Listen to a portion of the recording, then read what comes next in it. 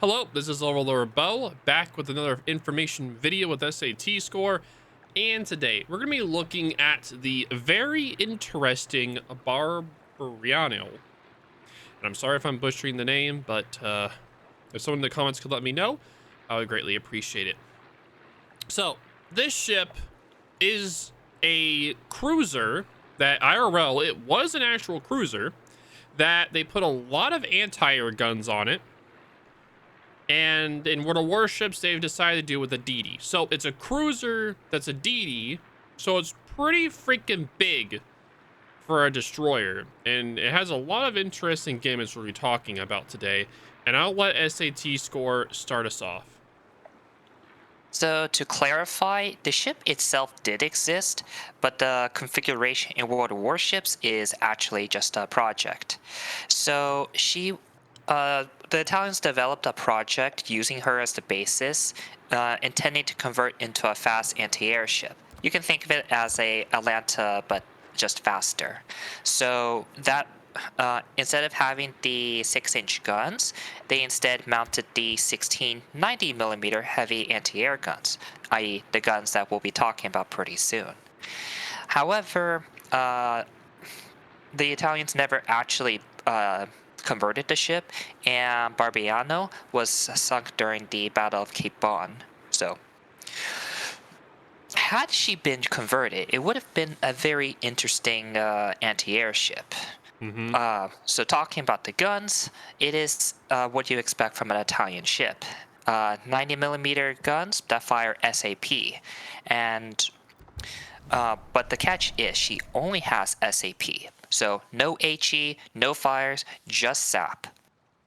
But you do get to mount 16 of them in a very odd configuration. I believe you get 4 up front, you get 4 behind, and then you get 4 on this, and then you get 4 on like both wings. So you get 16 total. Oh, So you can get a. Is that how it's? No. There's 6 in the front, 6 in the 6. rear, and 4 guns in the middle. Okay, I miscounted. There's a lot of them. Yeah, they were doing some heavy cooking when they developed this ship here. I think they were just honestly trying to cram everything they could into the ship, any space available for AA guns. Yep. So yeah. Anyways, back to the guns. The DPM is pretty high with a reasonable shell penetration of 26mm. So you can damage other destroyers, you can damage, well, most cruisers, and then battleship superstructure. Against the more heavily armored sections, you have access to alternative firing mode that lets you pen 34mm, but it's at the cost of a longer reload. So you can keep the normal shells and just fire at lightly armored targets, or you switch to your improved shell penner, use your alternative firing mode, and shoot against more heavily armored sections. But kind of be careful though, 26 and 34 are still relatively low, so you're not going to do any damage by shooting the belt of a battleship.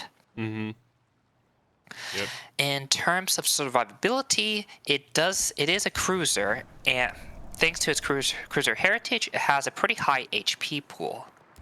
And to improve her survivability, you also get a unique engine boost consumable and the typical Italian exhaust smoke. So it's pretty much kind of like a destroyer. Short action time, but a massive boost to your speed.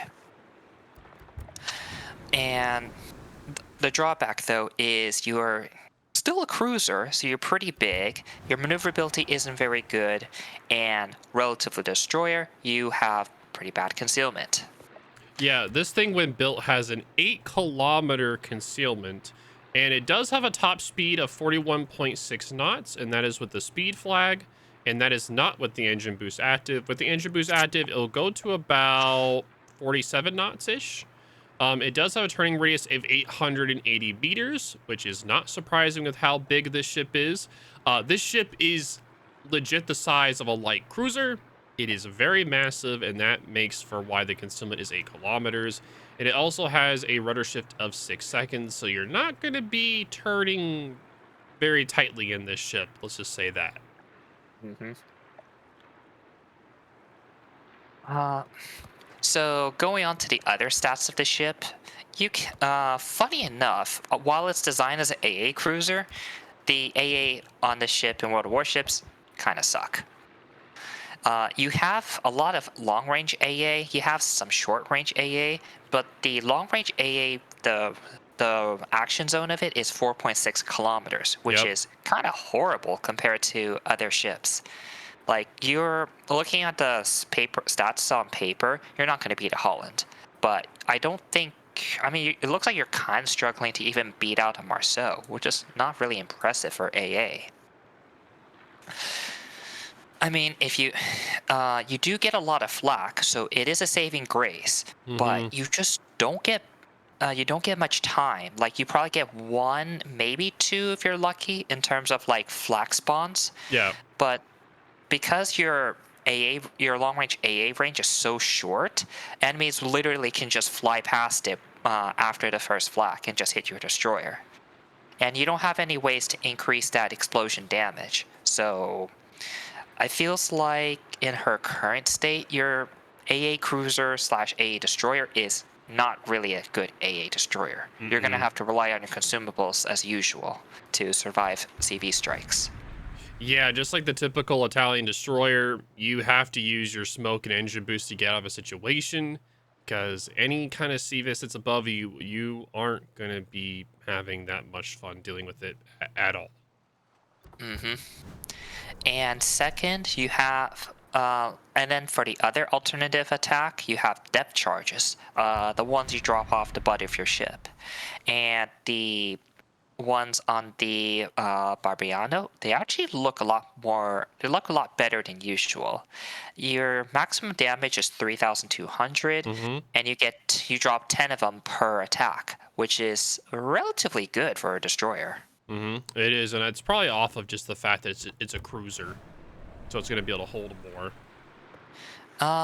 Yes and no. You get some weird cases like the British light cruisers, which drop like two or three and call it a day. Yeah, that's true. Sometimes you get like really bad depth charges for some reason.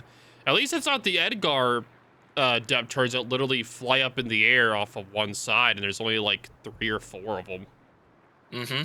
And then you're just wondering like, what was the whole point of that? Yeah, those are probably the most cursed depth charges in the game. Mm-hmm. Now, does this And now does this go on. does this make it does this ship have the most health out of a destroyer in the game at this point? The Uh, 37,400. Let me go do a quick filtering here. And And it will, yes, Elbing is currently the highest at 30,900. So should Barbanio actually enter the game in its current state, it would beat out Elbing. mhm. And again, we did forget to mention this. All stats that are being discussed today are subject to change. This ship has entered testing as a closed testing as a patch 14.0. So just making you guys all clear of that. We did forget to mention that earlier. So just wanted to make sure you guys are aware of that. And also, fun fact, if she retains that HP pool, she actually will have more HP than Kitakami. Ooh, that's pretty spicy. Uh-huh. Kind of funny that Kitakami is a tier 4 destroyer, but given tier 10 matchmaking because she has a ton of torps. Mm-hmm. And then Barbiano also got a similar treatment. Like, they took a tier 4 cruiser and then turned her into tier 10 destroyer. But then gave her a million 90mm guns just cuz. Yeah, that's pretty funny with these guns. They do look pretty hilarious with their placement. Mm-hmm. I can't really tell what the fire angles are, but are you able to check? I'm looking at them right now, like looking at the ship itself. Uh, Okay. like the front turrets are okay. You'll definitely have to show a lot of your side to get all of the guns off. But a lot of the time, you're gonna have at least 6 guns on a target at a time. Even if you're shooting someone from the rear, you'll always have at least 6 guns firing, Hmm. no What matter what. What about the broadside? What's the most amount of guns you can point to one side? 12? It, 12? ooh, Yeah, that would 12. make for a spicy broadside then. Yeah, 12. 12 in a broadside. And So, you don't have to be. I'm looking at the angle. You don't have to be completely broadside, but you do have to show a lot of your broadside to get all 12 guns firing. hmm, the normal reload time is 3.8 seconds, and your sap damage is 2,000. Mm-hmm. 200. Are you kidding me? That's not very much. But don't worry, you just have tons of guns. It could totally Yeesh. work. Yeah, the reload's not that impressive. Let me just bring up the Rigolo as a comparison here. Mm-hmm. Give me a sec here. So Rigolo has bigger guns. Its shell damage deals 3,000 per hit, and the reload time is 5.5 seconds. Mm-hmm. Hmm. But as I said before, the limiting factor is more due to the penetration. Because so for comparison, battleships have 32 millimeters of armor on the bow and stern. Cruisers have 30 millimeter midsections, at least the heavy cruisers. And then, yeah, and then even destroyers, some Cabras has like a 50 millimeter side section. Oh, yeah. So the 26, you'll have to be particular on where you aim, because on a lot of ships, you actually can't penetrate the armor. Mm-hmm. It gets better if you use alternative fire, but you still need to know which parts of the ship you're targeting, Mm-hmm. otherwise you won't get the most out of it. Mm-hmm. Yeah, 100%. So this is definitely be a harder ship to play. Yep, And the and there's ship does also not have any torpedoes. yep. That is the second big problem with it. You don't have HE, you don't have any torpedoes. So I feel like you're gonna really struggle against a lot of battleships, especially the heavily armored ones like Kremlin. Like, Mm-hmm. what are you gonna do against Kremlin? Ram him? You could with a ramming flag, but I don't know how well it would go. Yeah. Ships with small superstructures can also be a big issue. Mm-hmm. Oh yeah, for sure. But Like, well, literally just a bow in battleship, even a tier 8 one I feel like can cause a lot of issues to Barbiano. mm-hmm. Yeah, it's definitely going to be a really hard to play this ship, but we'll have to see how its testing phase goes before we can kind of do a full assessment on how hard or easy to play. We're just going off of the stats and how we think he'll be playing. And what the dev log mentions. Yep. Because in the dev log, Wargaming does mention Alberto is a dangerous gunboat and can reposition quickly and get some impressive DPM from mid range.